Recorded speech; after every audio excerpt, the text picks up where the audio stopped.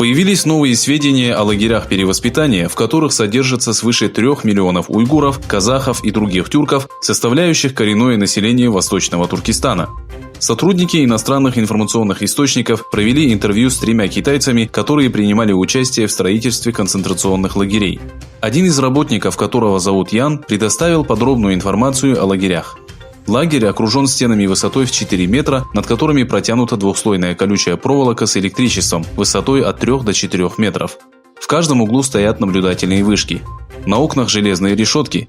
Также имеются комнаты без окон, величина каждой из которых составляет около 3-4 квадратных метров.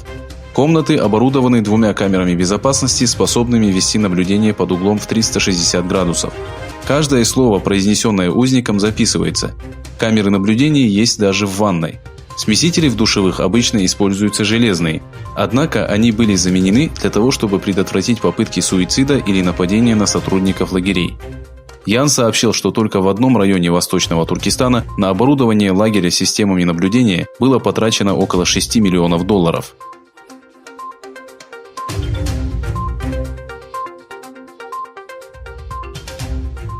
13 марта Комиссия по свободе вероисповедания США выступила с критикой относительно трудовой эксплуатации уйгуров и других мусульман Восточного Туркестана на китайских заводах и фабриках.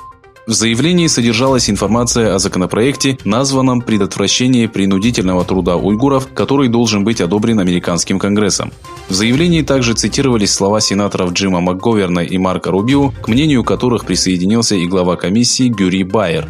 МакГоверн и Рубио выступают за пресечение действий Коммунистической партии Китая, которая наряду с репрессиями и геноцидом эксплуатирует уйгуров и других тюрков в качестве дешевой рабочей силы. В рамках данного законопроекта было отмечено о недопустимости ввоза в США и Европу товаров, произведенных трудовыми узниками. Сенаторы и представители Комиссии свободы вероисповедания пообещали выполнить все необходимые условия для одобрения законопроекта.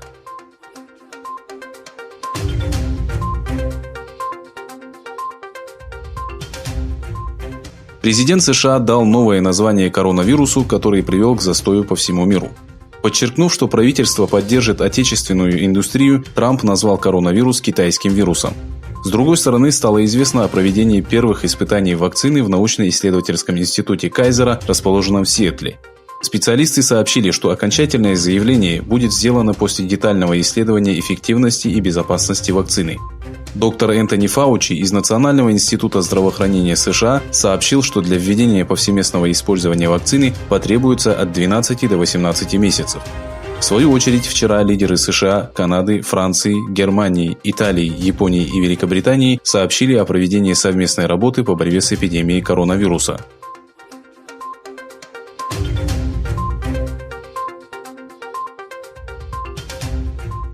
Министр здравоохранения Турции заявил о том, что число инфицированных коронавирусом достигло 47 и сообщил об усилении мер по борьбе с эпидемией.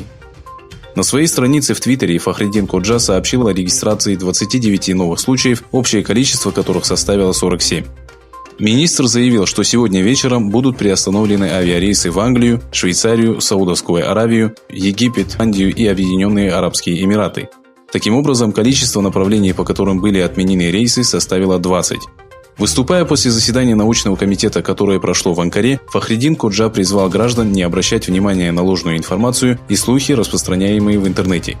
Министр призвал граждан быть осторожными и подчеркнул, что угроза эпидемии будет устранена при помощи беспрецедентных мер. Верховный муфтий Турции объявил о временном запрете на проведение пятничной и коллективных молитв в мечетях.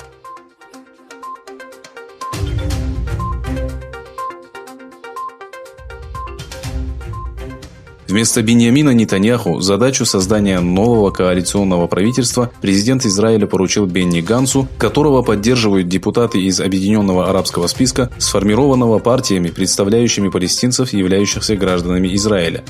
За последний год партия Ликуд, возглавляемая премьер-министром Биньямином Нетаньяху, в 3-й раз провела досрочные выборы. В Кнессете, где в общей сложности заседает 120 депутатов, 36 мест занимают представители Ликуд, 33 места представителей партии сине-белых, возглавляемой Гансом, и 15 мест представителей блока арабских списков.